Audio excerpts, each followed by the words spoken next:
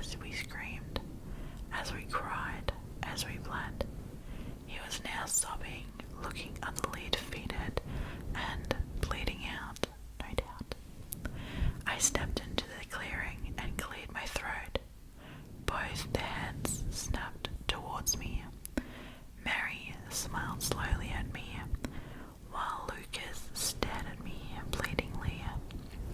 I smiled and nodded at her, spun on my heels, and made my way home. Something is wrong with Mary, and that is just fine with me. Oh, I like that one, that's really good. The next story is called The Basement and was posted by the user Luxorens. I don't know if there has a certain pronunciation in that. I wasn't sure if I wanted to share this experience, but here we are. I'm writing this from my butler's perspective, as he told me this the day before he passed away. It is very distressing, so please be aware. It was 2 o'clock in the morning. I was sleeping in my room upstairs, like I usually did. The rain from outside was trickling to my window. The window was slightly open, letting small gusts of wind move my curtains lightly as I slept deeply. It was very peaceful and quiet, but that silence was about to be broken. As I slept, I heard a loud thud from outside my door. I immediately stood up, straddled by the noise. I looked in front of me where the door was. It was closed. I turned my head to the left where my window was and noticed that it was open. I figured the noise was probably just the wind having some effect on my house, so I went back to sleep. As I drifted away into a deep sleep, I heard another loud thud. I once again shot up from my bed and this time decided to investigate. I got up from my small bed and walked 2 steps to my desk. I turned on the desk lamp and put on a pair of jeans I had laying on my chair from the day before. I opened my door and peeked outside. There was nothing there. I turned to the left and walked down the stairs. As I walked on the carpeted stairs, I heard the same thud again. This time it was way louder. I noticed that the sound was coming from my right, so I quickly got downstairs and went to my poorly lit kitchen. Once again, there was nothing there. Probably just a rat, I thought. That thought quickly turned out to be wrong, however. As soon as I turned around, I heard the same thud again. Twice. Okay, no way in hell this is a rat, I mumbled to myself. Angrily, I started walking to my front door, but was cut off by the same sound. This time, however, I noticed that it came from a basement door to the right. It was now continually repeating itself over and over. I was now starting to get kind of scared. You never know when an intruder has broken into your house, so I genuinely thought that it was just a burglar. Just in case, I quickly went upstairs to get my crowbar. After picking up the heavy thing, I went back downstairs, ready to face whoever was in there. I have a weapon, so don't think I'm scared of you.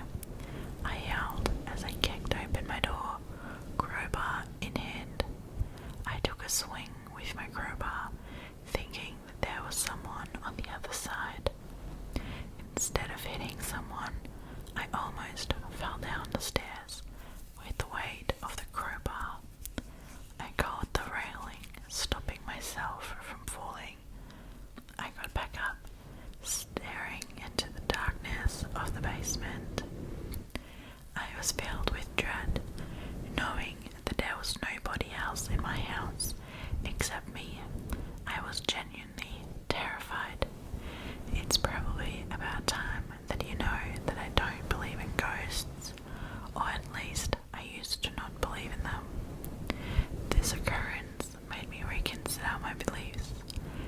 This was literally the creepiest thing that has ever happened to me. Sure, I've had similar experiences in the past. For example, there was one time when I heard loud banging on my front door, but turns out that it was just ding-dong ditches. With that aside, I made up my mind and went about halfway down the stairs where the light switch was. I flicked it, but nothing happened. There was a short moment of silence, only to be broken by what sounded like glass. Glass breaking, to be exact. I darted up from the staircase, ran up to my room, and grabbed my flashlight off the desk. I ran back downstairs and I wish I could unsee what I was about to see. There was blood. Blood on the staircase. Blood that was fresh. I was frozen.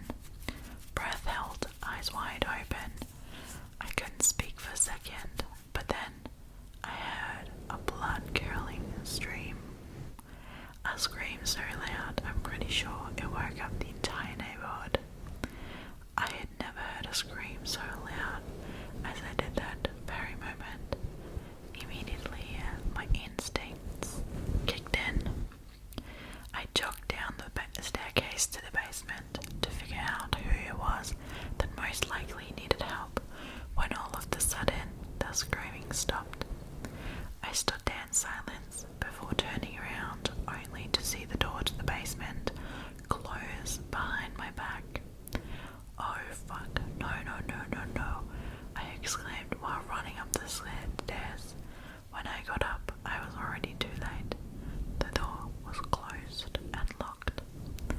I started banging on the door, screaming for help, but of course no one responded. I was alone, remember? I cried out for help for a solid 2 minutes or so, thinking that maybe there was someone at the other side. I realized that I was alone, so I sat down at the staircase with my head in my hands, wondering how I was to escape. I sat there thinking when all of a sudden I smelled something. It smelled awful, almost like rotten meat. This horrible smell was stinking up the entire basement and almost making me vomit. So I needed to go find the source. I plugged my nose and turned on my flashlight. I slowly walked down the creaking steps and looked around. There were a few empty boxes and trash around, but nothing out of the ordinary. It wasn't until I looked down that I realized where it came from. The bloodstains from the steps continued and formed what somewhat resembled a trail leading to a box. As I approached the box, the smell got more and more horrible, so I knew it was coming from that box. The box was taped shut with a note on the top of it which read, "You're not alone, and you next. Don't try to run, don't try to resist." I was confused as to what this cryptic poem could mean, so I opened the box to find out. That quickly turned out to be a mistake, however. I've never gotten so disturbed as I was about to in my life. To my horror, there was a rotting, decapitated head inside of a bag. I yelled in horror, closed the box, and darted back. I backed into what I thought was just some trash, but oh boy, was I wrong. As soon as I backed into what I thought was a pile of trash, I noticed something moving on my body. It almost felt like an arm slowly gliding up my stomach to my mouth, almost as if it was trying to keep me from talking. My eyes widened as the second arm slowly crept up my stomach, and this time to my throat. Someone or something was holding a knife towards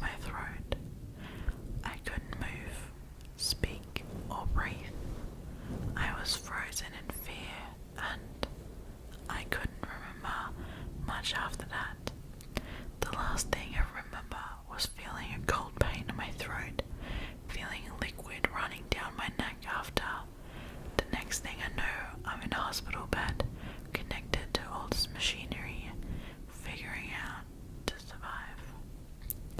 My brother died the following day after telling me this horrifying story. I will never forget the last words he said to me. Go find that motherfucker and kill him. Make it painful. Alright guys, I reset my camera a little bit. I hope no one's confused. Anyway, the next story is called I Love My New Apartment Building and is by Num Num Yummy. I love my new apartment building. I love my new apartment building. All the long halls, the big doors, the cathedral ceilings. What was once an empty lot is now filled with joy and laughter. Young couples starting their lives and having kids. Older couples enjoying their later years together. As for me, I was so excited to move to the city and start a new life and totally forget the old me. New city, new me. Since it was only built 6 months ago, I was the very first to receive there. I love the dogs in the apartments who bark all night, but I don't mind. I don't really need to sleep anyway, and I don't have a job. Plus, when they bark, which they always do when they see me, I don't feel lonely. There are so many people to meet and hang out with. I do miss my mom sometimes, not so much my dad. He was rotten. Anyway, my building. These kids are so playful and nice. I love hearing their laughter. It's so loud, I can hear it where I reside. There was no laughter in the house I grew up in. All we did was chores, and if we didn't do chores, there would be consequences. That's why I thought living by myself would be so great, even if my dad tried to force me to stay. There's a family in apartment 24 that I don't like the dad much. He moved into the building last month. It really reminded me of my life back home, which I try to forget in my new life. The mom cooks, cleans, and works full time with 3 kids at home, 2 girls and a boy to be exact. When the mother leaves, the father is mean to his kids. He hits them, or I can hear the all too familiar sound. I could hear the kids crying too, and I don't like when I can hear them cry. I decided that I wanted to scare the dad just a little bit, so I knocked on the door, but when he opened it, I was gone. Classic ding dong ditch, I know. But I never got to do those types of things as a kid because it was rules. So it's fun, I can do it now. Sometimes when I can hear the children crying and I know he's left his front door unlocked, I open it slowly and then slam it real hard. When he goes outside to look who did it, I'm gone. Boom, vanish. I can be tricky like that. It's normally gets him to stop hurting the kids and they stop crying. Temporary relief. I remember when I told my mom I was leaving. I was finally 18 and I could move to the city and play by my own rules and didn't have to deal with my home life any longer. She was sad, but she understood. Like I said, new city, new me. But when my dad got wind that I was leaving, he wasn't having it. He knocked me so hard in the head, I never thought I was going to get up. But I did get up. Next thing I know, I'm in an empty lot in the city. The last thing my dad said to me was, "Well, you finally made it to the city, bitch," before he left me there. At that time, there wasn't much around. People passing didn't even acknowledge I was there. No doors to slam, no walls to walk through, no children laughing. That's why I love my new apartment building. No one knows I'm here, but I'm never lonely. I mean, I love the new me. I just wish that when they put the building in, they dug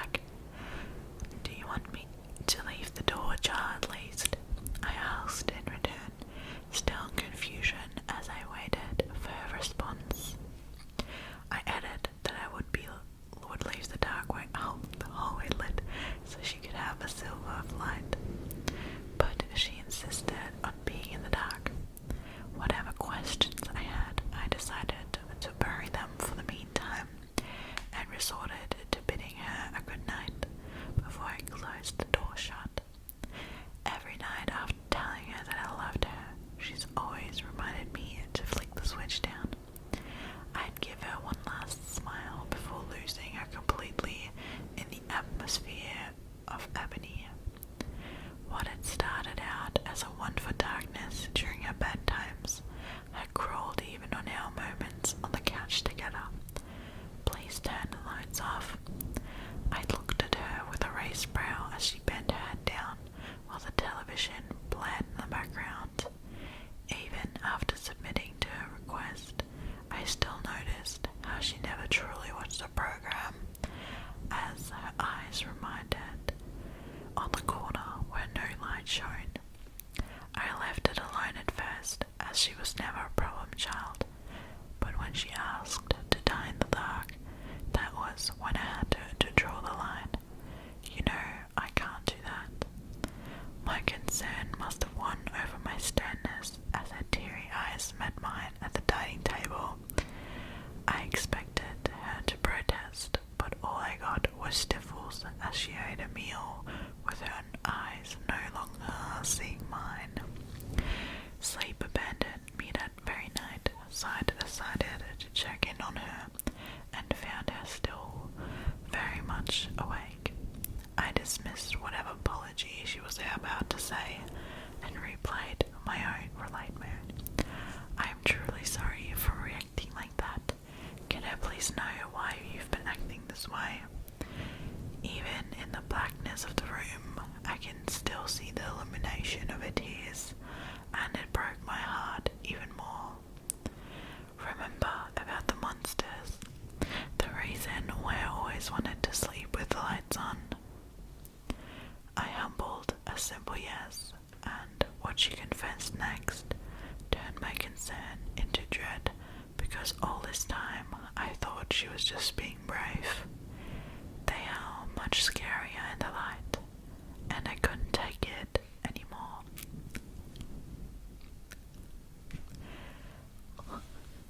Okay, that was really good, but really sad. Sad. Okay. I have the next story here, but no, it doesn't say who wrote it, which is a bit weird. Oh no, now it does. Okay, by user K Kono. The story is called The Nurse. I'm going to begin this with just a little preface about me. I've been a nurse for about 6 years, with the last 2 years being spent in an ICU at my local hospital.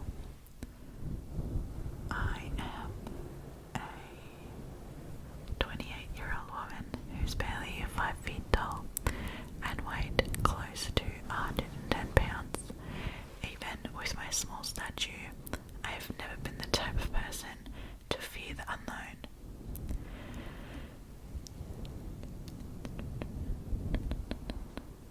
I have always been a strong believer in science and that there is a logical explanation for most odd events. Though raised Catholic, I truly don't believe in any religion. Most agnostic than atheist, but that's not the point. Basically, I'm saying that I don't believe in the supernatural or spooky monsters. That is until the last 5 months. I cannot explain what is going on with me. I'm either experiencing a mental breakdown or there is something unnatural in this world that I never thought was possible. Let me start from the beginning. I had just clocked in at 7:01 a.m. on my 18-bed unit. It was my last work of the week, but also my on-call day, meaning I had to stay an extra 4 hours after my regular 12-hour shift. We were surprisingly not full, and less than half the beds were occupied with patients. This was not long after that most recent wave of COVID, when we were so packed that we had to open up another ICU to hold our vented critical patients and constantly had overflow waiting in the ER. So coming into work with only 8 patients and 5 nurses on schedule felt too good to be true. I was only assigned 1 patient at the time, but was open for the first admission. My morning went pretty slow and uneventful as I cared for my 1 patient and helped out co-workers with the basics.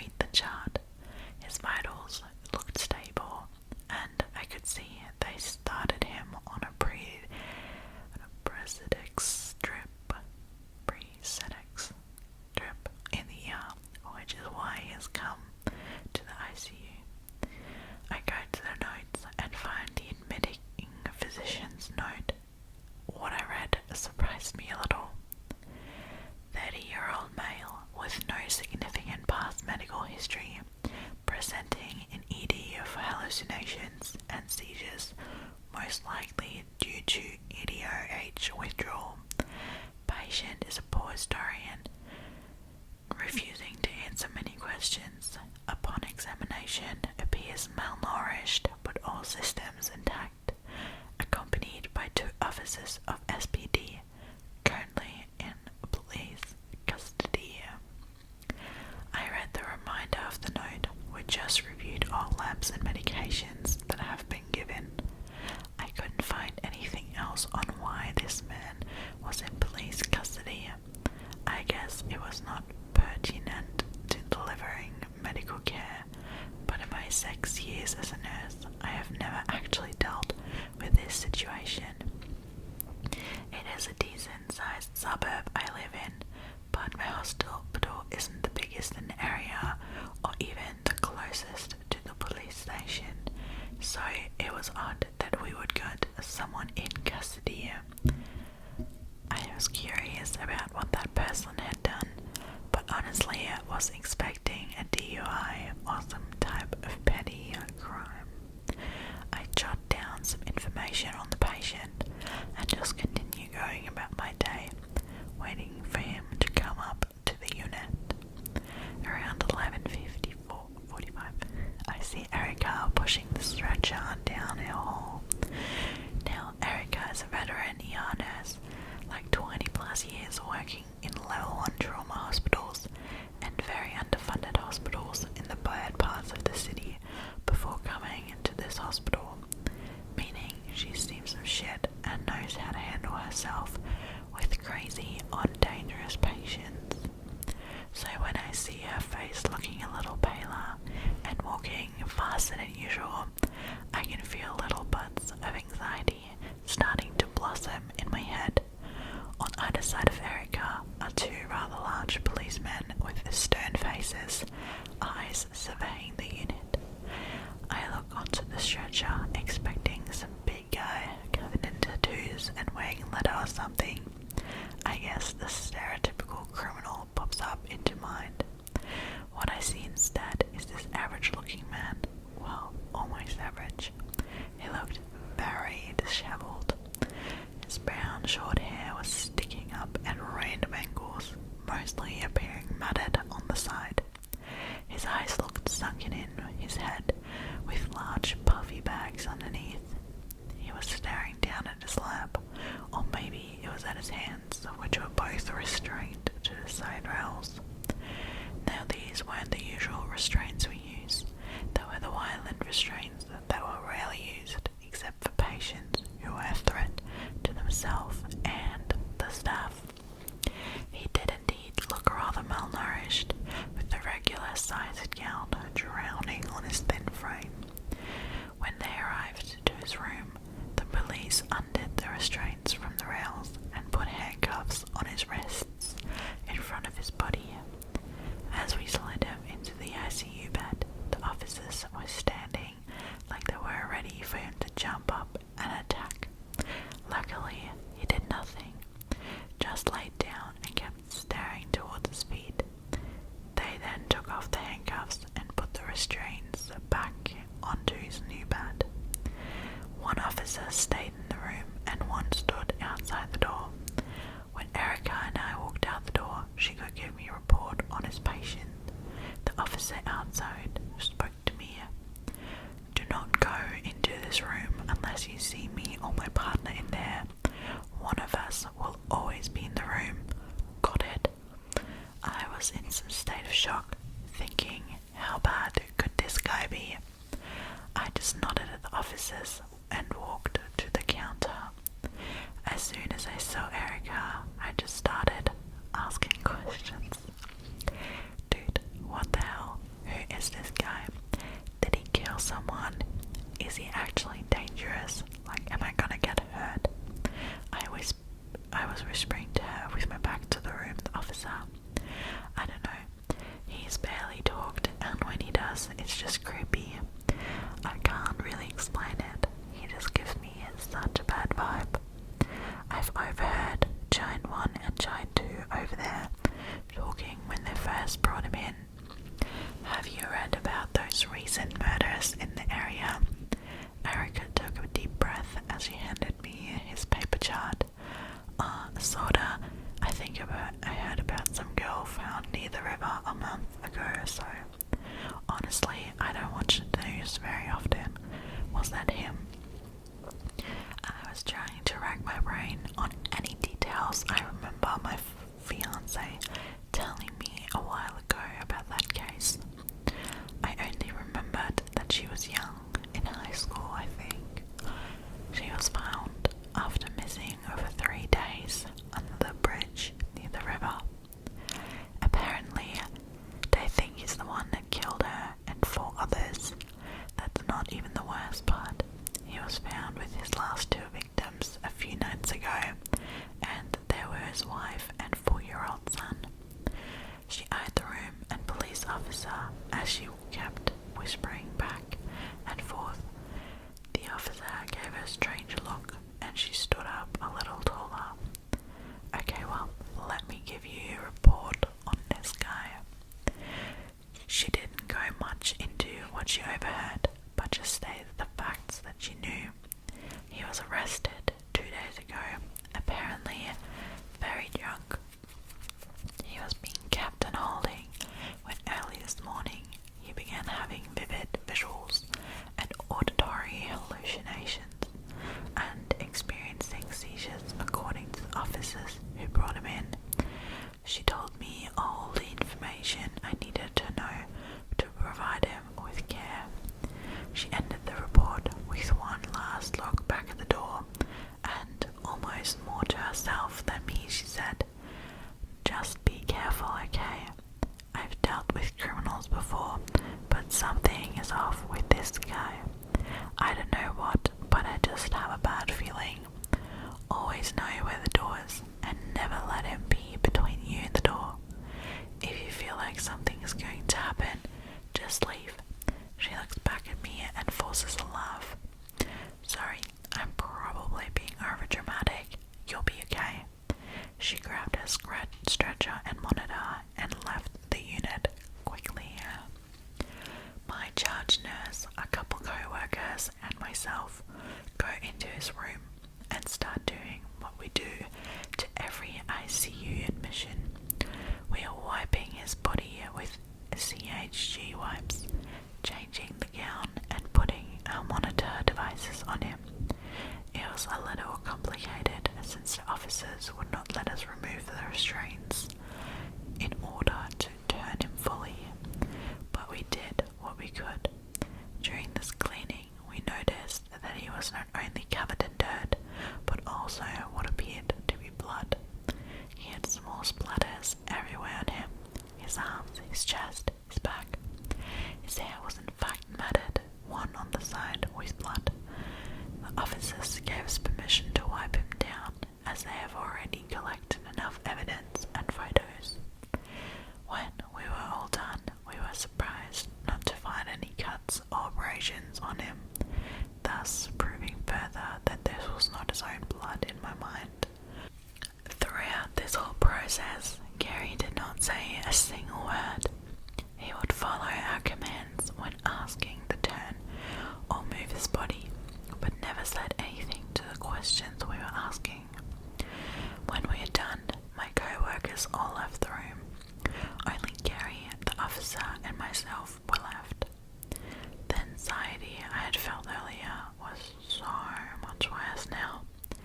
I had to actively remember to breathe and make myself stop shaking.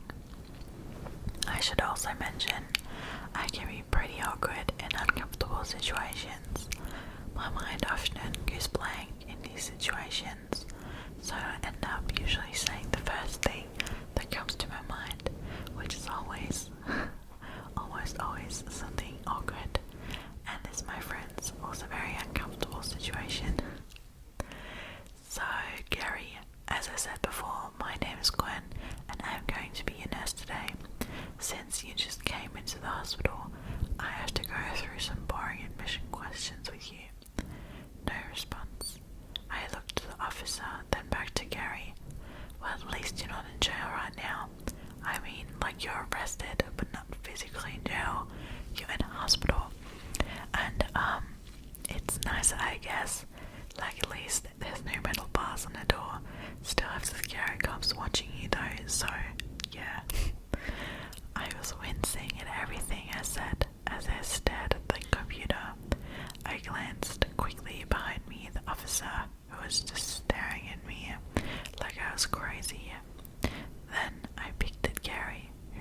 surprisingly had a faint smile on his face. "The beds are comfier here than in jail," Gary whispered.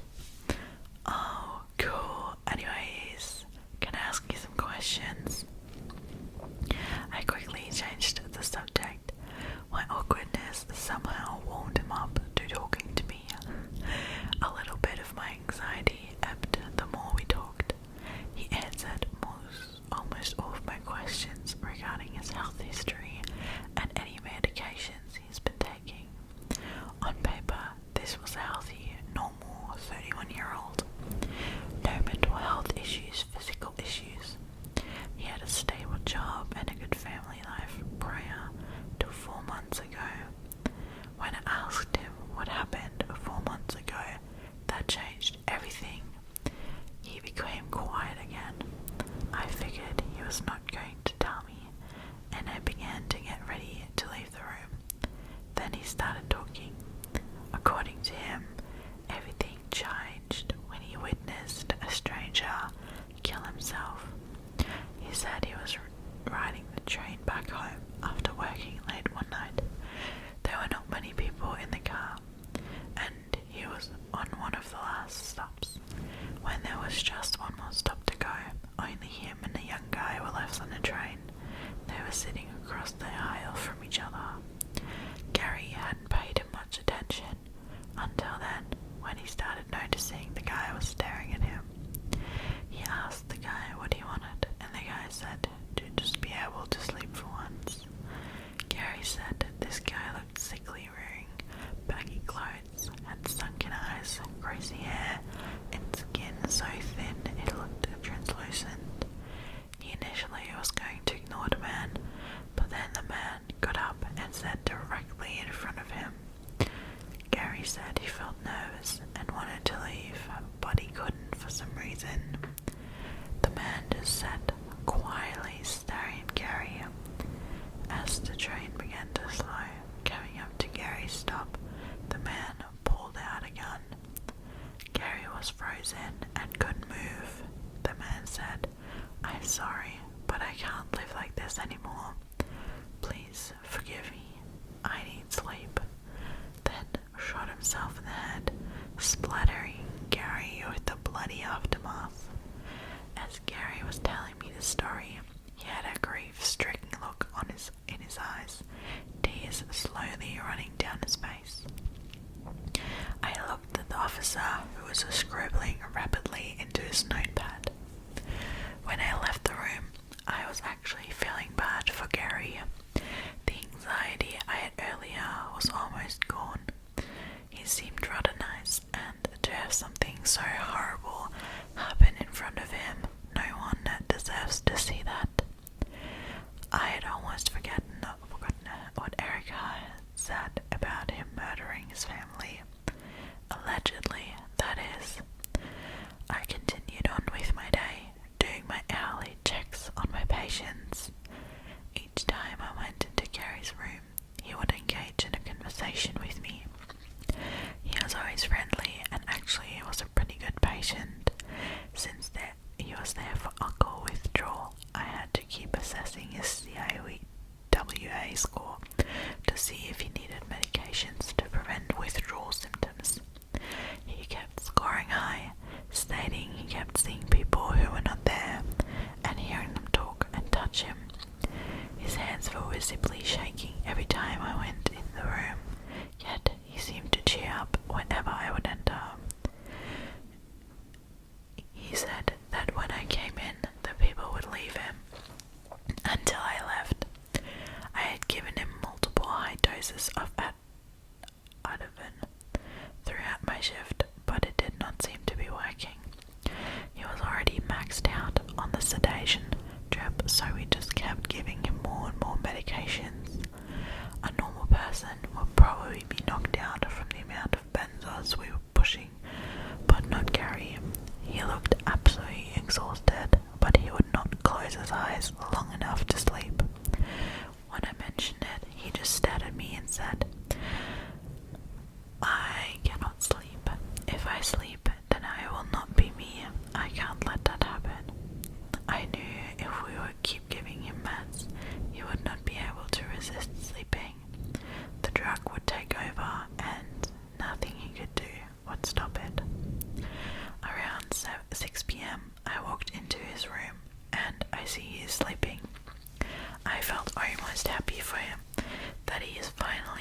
testing.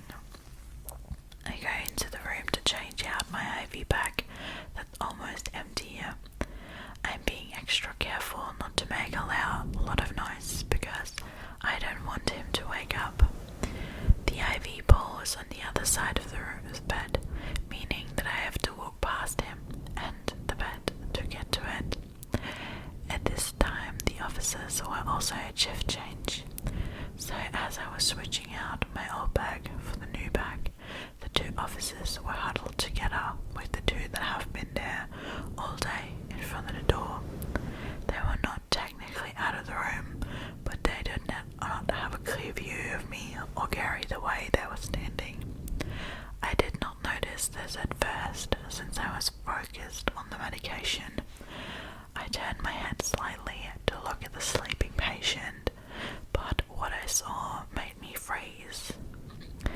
Gary was almost crouching in the bed with both hands on the railing closest to me, leaning towards me. His face had a wide, almost unnatural grin, like he was clenching his jaw so hard it was about to break, and the skin was being forced to widen as far as possible. His eyes were wide, pupils dilated so much you could barely see any color of those iris, making them look like black holes sucking you into that depth. I felt like the room was on fire. I could feel sweat dropping off my back and down my legs. Yet I felt cold inside, like something was trying to steal something precious that was deep in me. My head felt heavy. I felt the room was spinning as Gary got closer and closer to me. I couldn't make a noise or move an inch. Time seemed to be so slow. All I could think was how he got out of his restraints. Where's the cup? I am going to die. Suddenly, I hear footsteps approaching. My eyes shifted from this horror in front of me to the door. The cop stopped right when he saw me, then looked to the bed, then continued towards the chair that was occupied by the previous cop. I wanted to scream at him to do something, but when I looked on the bed, I saw Gary laying down, sleeping as he had when I first entered, in his restraints, as if nothing had happened. I practically ran out of the room, straight into the bathroom, and started sobbing. What had just happened? I have had to imagine that. There's no way he could have gotten out of those restraints, and if he had, he would not have been able to get them back in a blink of an eye. I convinced myself that was all in my head, but I knew that I was just tired having worked the past 2 days. I wanted to avoid his room, but I knew as his nurse I was responsible for providing care, and I was just going to be more cautious when I entered again. I did not tell anyone about what I thought I saw because I had to believe it wasn't real. The next time I entered, Gary was awake. He looked at me as if nothing happened, but I could sense something was off. I was asking him the usual questions about having hallucinations, being anxious, headache, etc. When I looked down and saw his right hand was out of the restraint, I slowly started backing towards the door and was about to yell at the officer. His eyes were normal but looked deeply sad, like he was watching something horrid unfold in front of him. I'm not sure if he was really looking at me or at something else. Tears were running down his face. He whispered something I couldn't hear. I felt like something was pulling me closer to him, and I was now an arm's length away from him. I saw something shiny like steel in his unrestrained hand. He looked down and then back in my eyes and said, "I'm so sorry. I never meant to do it. Please forgive me. I need to sleep." Quicker than I thought possible, he raised his hand and ran it across his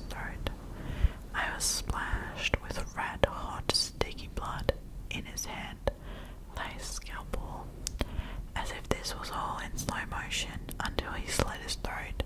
Everything after was sped up.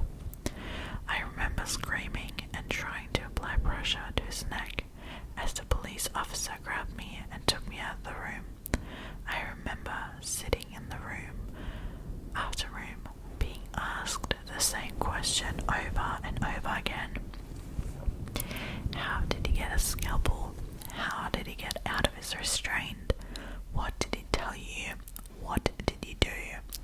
I did not have any of the answers. Fast forward to now, 5 months after Gary's death. I keep waking up in strange areas that I don't remember going to sleep in. I've had people say they have seen me at night, but I ignore them when they try to get my attention. I feel like I haven't slept since that day at the hospital, even though I know I fall asleep every night. And today I find myself covered in blood, but I have no wounds on me anywhere. This isn't my blood. I don't know who I am when I fall asleep. Okay, I actually have 2 more. The last one is a little bedtime bonus. Okay, the next story is called Don't Google Yourself and is by Clicky Chemical 1929. Don't Google yourself, because you may not like what you find. One day I was bored and decided to search for my own name on Google. I've quite a rare name, so I didn't expect to find many results. Imagine how surprised I was when I came across a website that had my full name in the domain www.myname.com. When I clicked the link, it brought me to a message board. I looked at the profile of the website owner and found out that the person was the same age as me and had the same hobbies and interests. There weren't any posts on the message board, but I was intrigued, so I saved it in my favorites. It was about a month later when I went back to the website. This time in more content. There were some diary entries, mostly random things like, the weather was nice today, or I'm so bored at work, things of that nature. However, as time went on, I began to notice more and more coincidence. The person lived in the same city as I did. It struck me as rather strange that 2 people with the exact same Freya name would be living in the same city at the same time. At one point, I noticed that the contents of the diary were quite similar to my own life. One day, I went to a baseball game, and when I checked the website that evening, I found that the owner of the site had gone to the same ball game. At first, I didn't think much of it. After all, tens of thousands of people in the city supported the same baseball team.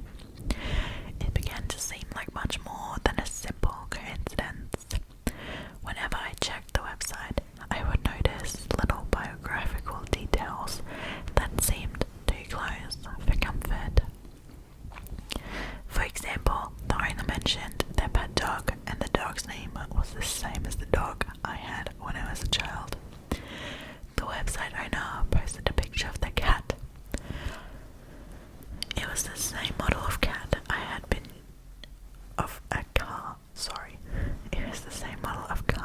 been driving when I was in college. They talked about eating at a certain restaurant. It was the same restaurant I had gone to all the time when I was working at my previous job. One day, when I looked at the message board, people had written messages to the owner saying happy birthday. That day, it was my birthday as well. I decided to write on the message board for the first time, just out of curiosity. I was going to wish the owner a happy birthday and tell them we had the same name. However, when I've tried to write something, I realized that there was no way to type your message. It wasn't a message board at all, just a static page. That's odd, I thought to myself. myself. In other words, whoever owned the website had gone through a lot of trouble to make it seem as if it was an interactive site, as if there were other people posting on it, when in fact all the content must have been created by the owner. Why on earth would someone do that, I wondered. I decided to send an email to the owner. It read, "Hi there, I believe it or not, we both share the same name. Nice to meet you." It was a friendly email. The next day, when I tried to look at the website, I discovered that it was gone. It seemed like it had been deleted. Then I opened my mailbox. There was one reply. When I looked at it, a chill ran down my spine. It just read, "I found you." Okay. Yeah, last story is very short and just your little bedtime treat. This is one of the most popular stories on this subreddit, and it is posted by Jeremy is Neat. And the story is called "I Let My Mom Count Down to 0." And the story goes as following. It was scary. Alright guys, that's it. That's the story. I think you got the joke. But I hope you enjoyed this video. Thank you guys so much for hanging out with me. I love making these videos. So I hope you did enjoy as well.